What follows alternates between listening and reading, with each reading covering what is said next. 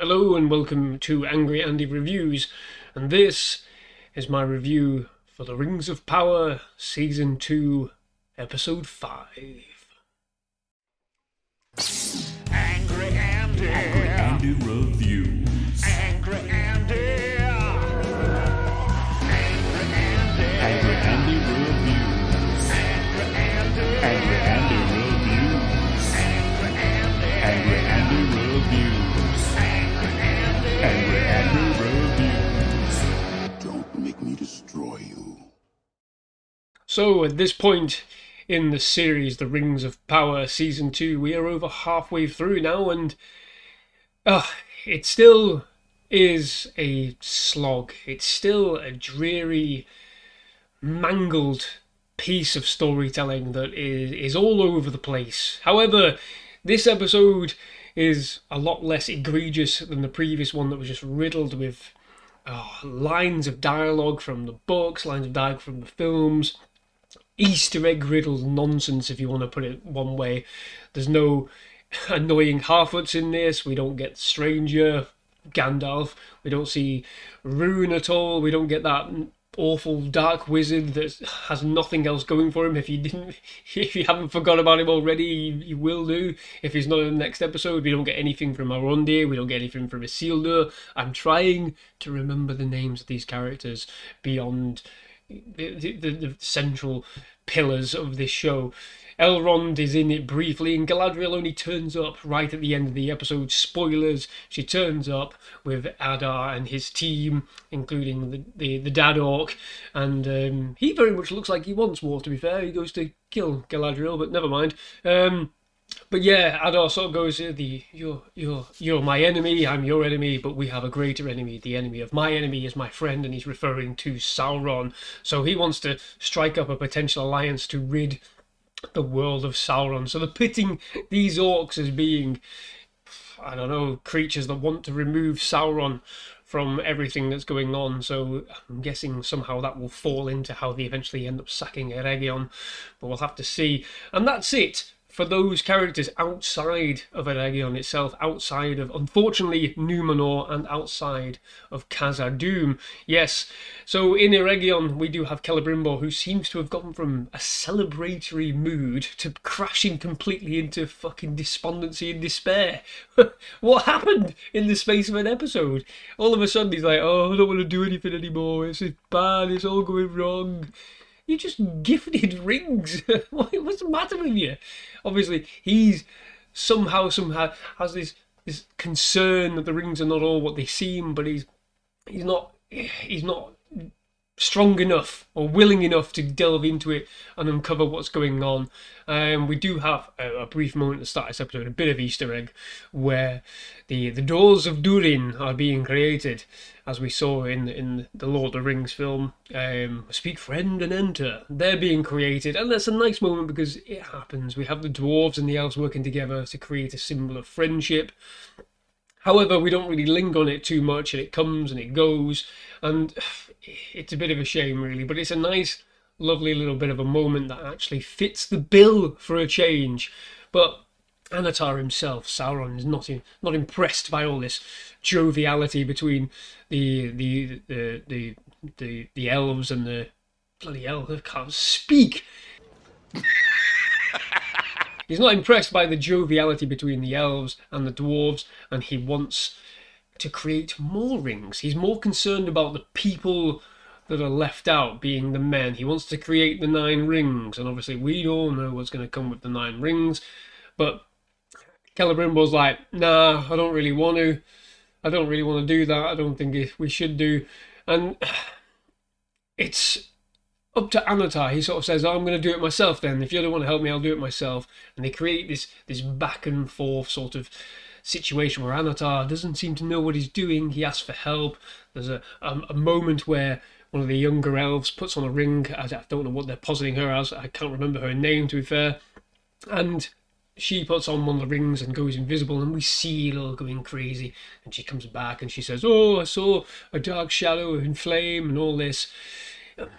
The time compression for all of this, though, again, is is unfathomable. Everything's happening at breakneck speed. We are blasting through like the creation of the rings at such breakneck speed. It's unbelievable. To my mind, it took centuries to create the rings. Forgive me if I'm wrong. I'm trying to piece together all the lore and knowledge that I can from when I was a lot younger. I haven't read this stuff for a very long time, but I've read all of it near enough, and I'm trying to figure it out, like how and when all this was crafted and created. But in this show, everything's happening at breakneck speed.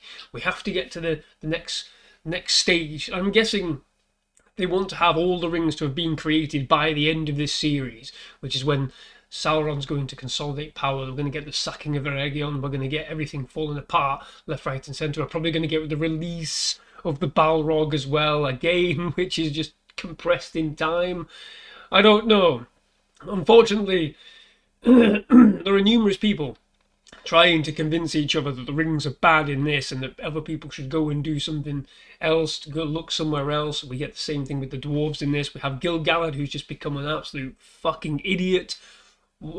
He's not listening to anyone, and he's supposed to be the strongest mind, the most formidable person of the elves, and even he's like, oh no, well, I'm not going to send my army.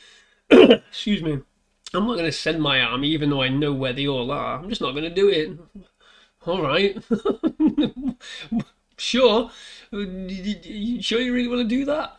My word. And we go to the dwarves. The dwarves are struggling without sunlight. They can't make food. It's all very taxing and all very long-winded. Again, it seems to be this show, even though it's blitzing through certain aspects, it's taking forever to resolve what to me are very minor secondary stories that I absolutely have no interest in, that I don't find any interest in the plots. And the dwarves, to be fair, in this show, I think are quite interesting once we spend a decent chunk of time with them. We spend a decent chunk of time with them in this show. Durin is his ring madness, if you want to call it, feels too quick. And yet when we knuckle down and stay with them, it's the side characters, his son noticing his change, trying to convince him not to do certain things, but it all happens too quickly. And yet we've been telling this story of Khazad-dûm for bloody ages, where they've just been struggling. Well, my God, it's almost like they don't know how to write the pivotal moments. They know how to write these side stories that they've crafted themselves, but they don't know how to write the pivotal, interesting moments that are in the lore, in the stories. They don't know how to do that, so they're just going to blitz through it and hope that you remain interested in the other bits of stories. What's also hilarious in all of this with the mine is that they managed to dig out and find sunlight, and these are the lady dwarf somehow gets like a birthday present, I think it is. I don't know what the fuck it is, to be fair. I zoned out a bit. Again, I'll get to that. And she drops it and it rolls away, rolls down a crevice, and she goes and finds it, and she's walked about 5 minutes, I think, if that, and there's a loud rumbling. And oh my God, we've got to assume that's the Balrog. But it's hilarious to me. Again, they're blitzing through this because they're supposed to be dwelling too deep. Delving too deep, mining too deep, cracking open the crust of the earth to go even further down, which is where they end up releasing the Balrog. But here, she goes outside of the market, turns left, goes down the street a little bit, goes into a little side alley, and the Balrog's probably fast asleep underneath a fucking lake right there. I mean, it could be the Watcher in the water, I don't know, but they've been positing the fucking Balrog for the last 3 years since season 1 came out. It's going to be the Balrog, but it's hilarious that she goes somewhere so very secluded. Yeah, I'll have that, but it's not massively far away. Children could have come here. They probably have come in here and played in the water. She does a song when she finds she sings so that the object rattles. When she picks it up, then we hear this rumbling, this roaring. Oh, has nobody else noticed this before? There's this little crack behind the stall, behind where the guy's selling fudge and ice cream. There's a little crack. You go in there, it probably uses it as a fucking storeroom. And oh, there's a Balrog in here, but nobody's ever fucking mentioned it. Fuck off. Jesus. It's trying to do things to create reactions without thinking logically. We know what's coming. The fans, the people you're trying to get in with this series know what's coming, so have faith. You don't need to do silly things to try and go, oh, it's the Balrog hiding under the lake. You don't need to do it, because when you get to it, it could be a twist. You could have it as being a twist, a shock moment where nothing is ever mentioned, and then all of a sudden people keep warning, don't go too far down, and then it breaks out and causes fucking chaos. You could have just played it like that rather than going, oh, there's a rumble here, a roar there, oh, all of this. No, you blitz through everything, don't you? And again, this whole time compression with the Balrog's release is right here as well. Everything's happening too quick. They've made the Second Age take place over what feels like, I don't know, a month at best. Yes, I know they run for weeks and whatever, I know that, but I don't get any sense of time passing. I barely got a sense of time passing in the last episode when they were running across fucking mountains because they forgot their horses. So they did it to make it seem like time was passing. Well done. Well done. Clever girl. Clever girl. Moving on, we go to Numenor in what is arguably and most disappointingly the most boring part of this entire series. Numenor is such a fascinating place. The lore, how it all falls apart for Numenor is so fascinating, and here we're treated to boring politics that is fundamentally not interesting at all. The characters are not interesting whatsoever. We have Elendil, obviously Isildur's off playing hunter with that elf guy, Arondir, there we go, I remembered his name, and Elendil is just stuck in this place. The showcasing this new king is removing soldiers, weakening Numenor, and all of this. They're trying to make it seem like, oh, Numenor did it to themselves, but it's not interesting at all. I forgot Elendil has a daughter that's become a zealot and doesn't like him anymore. I completely forgot she was his frigging daughter until this episode. I went, wait a minute, isn't she that girl from the first series? She completely switched. And then you've got bargain basement Ramsay fucking Bolton going around stabbing people in the back. Again, there is a death in this episode. Just has no impact because I don't care about the characters. I don't care about these characters. It's not impactful in any way. It's rubbish. The way they've written these characters is rubbish. From the top down, I've said it again and I'll say it now. It's boring. Numenor feels small. It feels unimpactful. This is supposed to be a civilization of the height of its power, and we're reduced to bargain basement political scheming that, unlike an episode of Game of Thrones where there's machinations all over the place, it's dwindled down to, you have to give your swords up, you're not allowed to do that anymore, you can't go to church anymore. It's dwindled down to the smallest minute level of drama and intelligence. It's dribble. It's absolutely dribble. This king who is uninteresting. I don't know. I think it's Alfarazon or something. I don't bloody know. I can't remember. But he's become he's so small-minded. He's a power-hungry bigot, and there's nothing else to him beyond that. There's no depth. There's no weight. Elendil is wandering around. I'm a captain, but I'm not a captain. We love you, captain, kind of thing. Just everybody's just going, oh, I'm sorry about that, Elendil. I keep mixing the frigging names up. But again, even this is squashed in the time frame. They're here far too early than they fucking should be, these characters. But I don't know. It's a better episode for sure, but it doesn't solve the fundamental problems. We come away from Easter eggs, we come away from lines of dialogue lifted from elsewhere, from the stories, from the books, because they don't know how to write dialogue. Instead, we are left with the dribbling leftovers of side characters in this show that we forget about and then go, oh yeah, it's him, oh yeah, it's them. Aside from the dwarves who, oh God, I wish we just spent more fucking time with them. Aside from them, there is little else in this episode. Yes, we get more of Anatar, we get more of Anatar's scheming and corruption of Celebrimbor, but even there, I think we're pushing the amount of time we can have Anatar be Anatar at this point. And I think the next episode is probably going to be the start of the sacking of Region, which means that Anatar will fully corrupt Celebrimbor into play. We'll have the creation of the 9 rings, and then Sauron will fuck off, and that'll be it. But beyond that, there is nothing else. There is nothing else.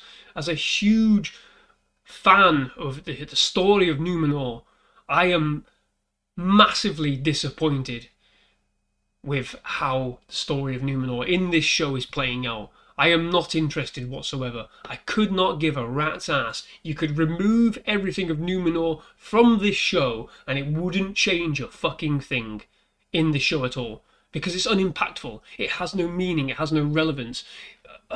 It's pointless. It's pointless, and it just smacks of creatives and writers trying to put in as much to go, oh, this is what you wanted to see, this is what you wanted to see, you want to see this as well, you want to see that, you want to see elves, you want to see that, you want to see the rings, you want to see that, no, slim it down and stop fucking about.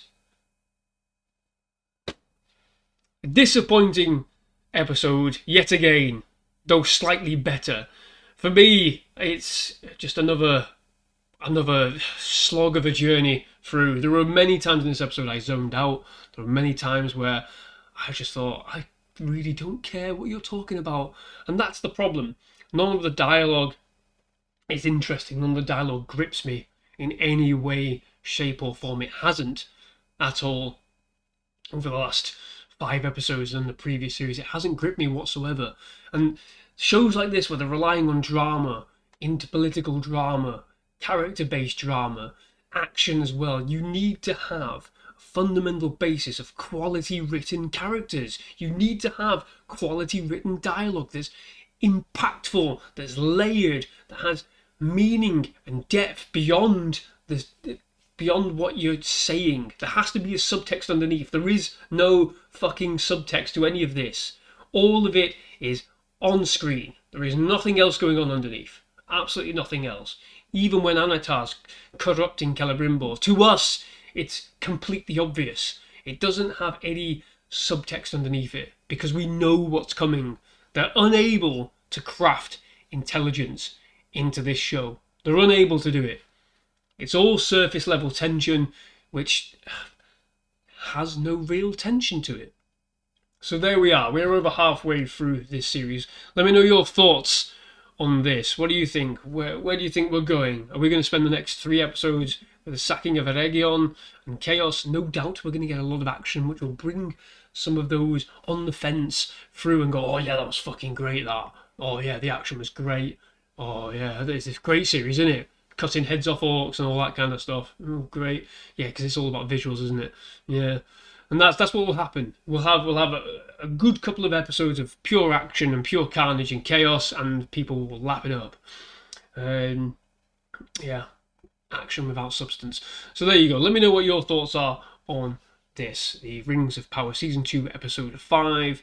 If you enjoy this video, please do like and subscribe to the channel. We have just passed 500 subscribers on this channel. It's only a small channel, you know, I don't get much traction, but I appreciate every single subscriber. I appreciate every single person that watches all the way through, everybody that stays with, everybody that likes and comments. You know, even if you disagree with me, I don't care.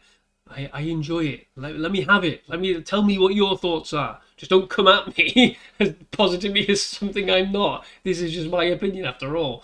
But let me know what your thoughts are. Like I said, if you enjoyed the video, please do like the video, subscribe to the channel, and sound off in the comment section down below. Thank you very much. I'll see you on the next one. Bye-bye.